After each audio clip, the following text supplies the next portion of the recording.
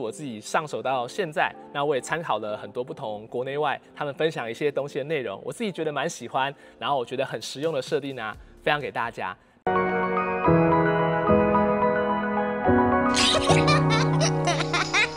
Hello，Rich 安妮的频道，大家好。大家是不是拿到手中的 Pixel 10系列一阵子的时间呢？那最近的时间呢，我除了自己在使用这个手机之外呢，我自己也对于很多的一些分享呢，就开始在一些研究。我就想有没有哪一些是很好用、很实用的新手设定呢，可以分享给大家呢？所以今天呢，我就来分享10个 Pixel 10 Pro XL 你拿到手机之后呢，必须要学会的设定。那第一个技巧呢，就是让你的主画面啊保持干干净净。不晓得呢，大家有没有习惯呢，在使用手机的时候发现啊，当我们就是今天打开了 App Store， 然后我们把某个东西呢下载安装完成之后呢，就像我现在这个 Trip 刚安装完之后呢，它就会出现在你的主画面的位置。那如果说呢，你不想要让你的程式安装完之后呢，就直接出现主画面桌面上有个 icon 的话呢，我们可以把这个设定把它关掉。那怎么做呢？其实你只要长按主画面的时候有一个主画面设定，接下来就会看到这个将应用程式图示加到主画面，把这个关掉。那你之后呢，同样一样哦。你看，我们现在把这个程式呢，直接去做一下重新的安装，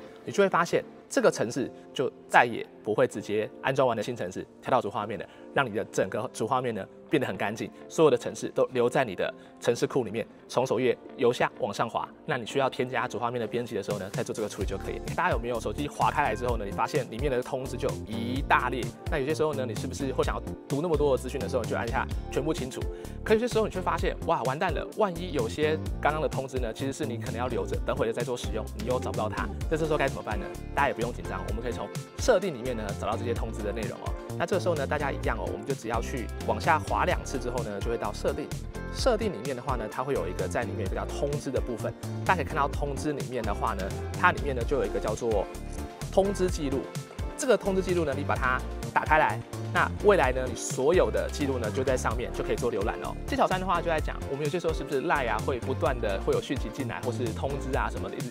进来，就把你的手机啊就在桌面上一直震。这种情况下呢，我们该怎么样让这个通知不要这么频繁的响声或一直震动呢？其实这可以关闭的，我们可以从我们一样哦，从刚刚的地方的设定打开来之后呢，我们点开我们的通知。通知里面的话，大家可以往这边滑，有一个在一般的选项里面有个叫做通知冷却。大家也看一下，如果你把这个开启的话呢，当你同一时间收到多则的通知的时候呢，它就会开始降低音量跟震动的方式。这个选项呢，我很推荐大家把它打开来哦。那再来的话呢，要跟大家讲一下是有关于电池跟电量显示的部分哦。那很多人是不是拿到这个手机的时候，不管你是用 iPhone， 或者说你可能是用其他 Android 机子的时候呢，本来有习惯上面是有显示电量百分比的，可是呢，在新的 Pixel 手机可能就没有这样设定。大家没关系，原生的界面上就可以直接做这个处理咯。那我们怎么做呢？一样，我们就是把那个设定的功能打开来。打开设定之后呢，我们去看一下这个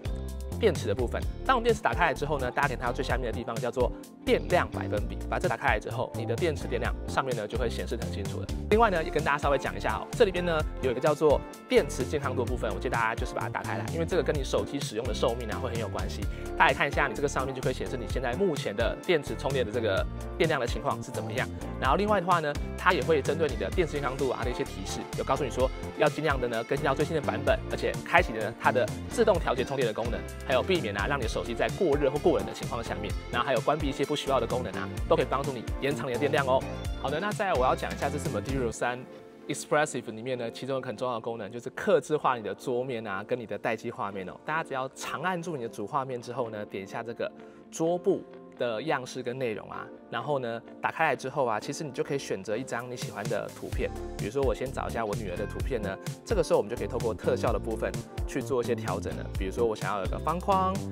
多边形、8边形，它根据你的颜色啊做这些东西的调整。然后呢，甚至你可以让它有像是天气有没有云或者是有雾、下雪的特效都不错。好，然后呢，还有像是电影级的动态的效果啊，也都会有，它就会把它变成是3D 的画面。这个时候这些功能我都觉得非常的酷。那我自己是最喜欢这个形状的功能啦。当我们已经弄好了之后，就把这个特效打开来。那这边呢，左边这一张就会变成是锁定桌面的画布，然后右边这张呢就会变成是你的主画面的。那我们就按下下页，然后把它按下就是套用，就可以过去了。我们平常在使用这个东西的时候，关掉萤幕的时候，其实它的画面是不会直接是这个桌布的画面的。可是 Pro 或 Pro XL 的话呢，才会有 LTPO 的流畅显示。那这个时候我们可以做什么事情，让你的锁定画面变成是刚刚的那个主画面呢？你可以怎么做呢？你可以打开你的设定，打开来之后呢，我们去看一下你的显示的部分哦，它显示的部分就会有写到就是这个叫做锁定萤幕的画面。锁定萤幕的部分的话呢，你可以打开这个萤幕常亮的模式，你可以选择这个叫做显示萤幕锁定的桌布。打开来的时候呢，就会变成是你这个桌布的画面了，很神奇吧？大家可以试试看这个功能哦。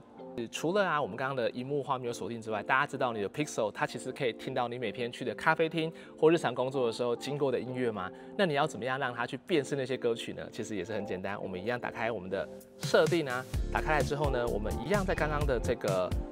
显示跟触控的地方哦，它在里面的萤幕锁定的这个内容呢，在下方有一个叫做听声辨取的功能呢，大家可以把这个功能打开来，大家看到吗？它可以在你萤幕锁定的时候呢，如果有听到旁边的这些歌曲的话呢，它会把它记下来。那如果说你有打开这个强化的听声辨取的话，它除了听之外，它也会透过 Google 的搜寻啊，去找到它可能当下没有办法辨识的歌曲呢，去做一些辨识，而且还会提供专辑封面哦。那除此之外的话呢，你可以直接点一下这个历史记录，有没有？大家就可以看到你的就是过程中的时候，你所听到的一些歌，上面还有专辑的封面哦。你点进去里面，还可以回去看，就是这个歌曲，用你的 YouTube Music 呢，或是 YouTube 去看一下这首歌它的 MV 啊，或是歌曲。那接下来要跟大家讲一下一些相机上面使用的技巧。那首先第一个事情呢，我们先来讲一下拍照吧。那大家可以打开我们 Google Pixel 的原生的 Camera 的这个功能哦。打开来之后会发现，我点这个对焦的时候啊，它就像 iPhone 一样，可是呢，它不能当下呢快速的去调一些白平衡啊，或是一些曝光、测光的一些东西的内容。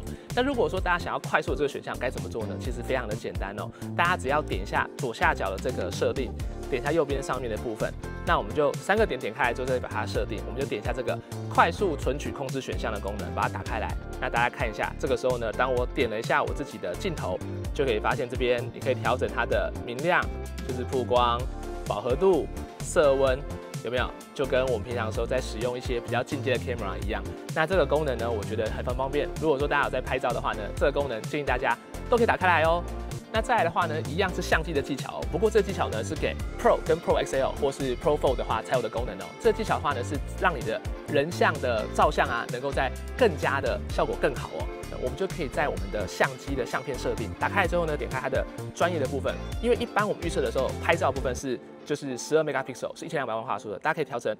5000万画素的哦。当你调整5000万画素的时候，大家可以试试看。实际上啊，你再去拍个人像之后的效果呢，2张照片呢，它们之间啊还是会有一些细节上面的差异哦。所以如果说大家想把人像拍得更好，拍出更多细节的话呢，可以在拍照之前呢把这个改成5000万画素哦。那再来我要跟大家讲的技巧9呢，就是有关于录影的部分哦。因为其实大家都知道，我们平常如果拿手机去录个4K 30格的话呢，它其实啊会档案很大。它很特别，它有支援了最新的编码哦，叫做 AV1 的编码哦。那这个呢，大概会有省了大概20%左右的空间。如果你的身边的朋友都是用比较旧的手机的话，有可能这 AV1 是不支援的哦。因为我之前的时候有把这 AV1 的档案呢寄给我的 iPhone 12的那个朋友，用 LINE 传给他，他说他打不开。但是这个的确可以有效的节省空间哦。那我们怎么做设定呢？我们可以直接从我们的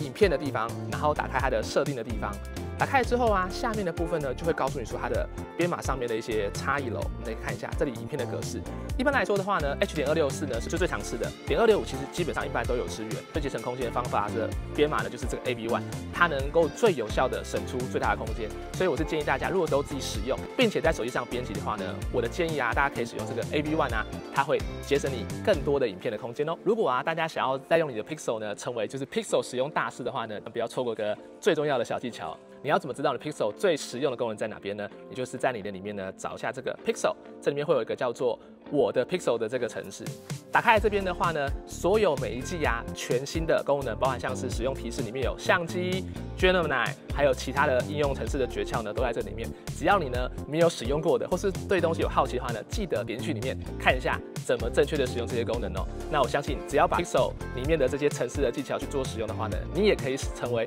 Pixel 的使用高手哦。刚刚前面分享的10个技巧啊，就是我自己上手到现在，那我也参考了很多不同国内外他们分享一些东西的内容，我自己觉得蛮喜欢，然后我觉得很实用的设定啊，分享给大家。那不晓得大家觉得这10个技巧对大家有没有帮助呢？那欢迎大家在影片下方留言啊，告诉我你自己最喜欢上面前10个哪一个技巧呢？那我是瑞奇，一个热爱科技的双宝爸。那如果说你有什么想法，都欢迎在我们影片下方留言讨论。如果真的觉得这部片回馈还不错的话呢，我会继续再收集一些我觉得很实用，或者是我自己很喜欢的一些技巧呢，再去跟大家分享喽。